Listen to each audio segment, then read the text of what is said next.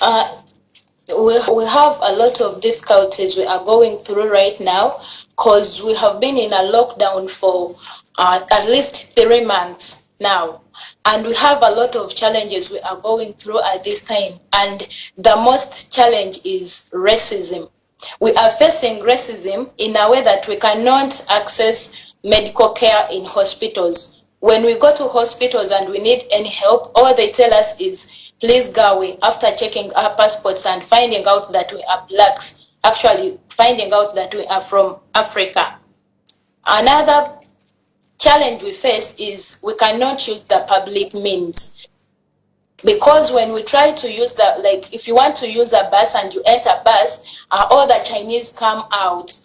They all come out and they leave you in the bus alone, like they're protesting they can't travel with an African.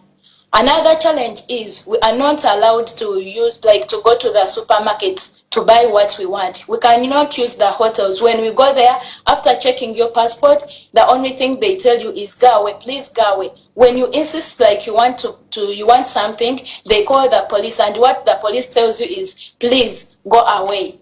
Then another issue is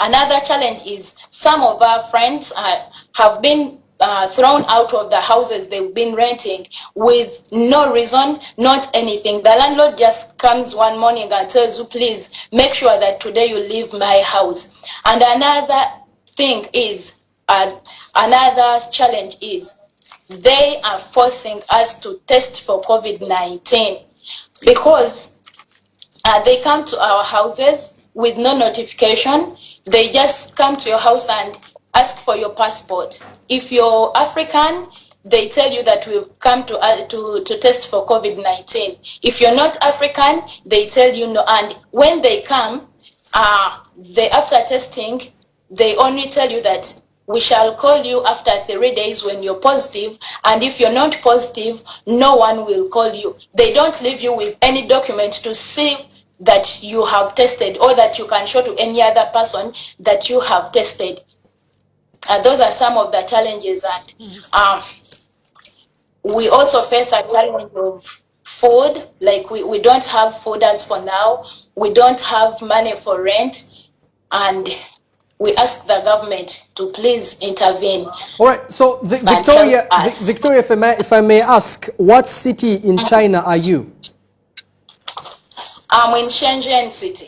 All right. So have you tried to engage, the Ugandan embassy in China to see if there's any intervention that can come through? Yes, thank you so much. In the last week of January, I was talking to our chairman at the embassy, Ugandan embassy in Beijing, and he told us that the government has not put any provision for anyone. Then in February, I tried to go to the consulate because now our situation was bad, because I'm not alone, we are very many. They told me the same thing, that the government doesn't put any provision for anyone. Then I contacted the ambassador himself. It's 1 week back since I contacted the ambassador. He told me the same thing. Then last Saturday, I contacted him again. The ambassador told me that every Ugandan everywhere needs the government's help, and the government cannot give help to anyone. And the only thing we can do is to contact our families. At this point, also our families are in quarantines, and for us, we are also in a lockdown, and our families cannot help us. So what we chose to do after that, we created a group. We started seeking for amnesty. And at this time, we have all gathered ourselves. We are above 100 seeking for amnesty. Okay, Victoria. Victoria, if I can chip in, what kind of help do you want the government to give you at this time? We want the government to intervene and help us push the amnesty thing, because we cannot do it at individual level.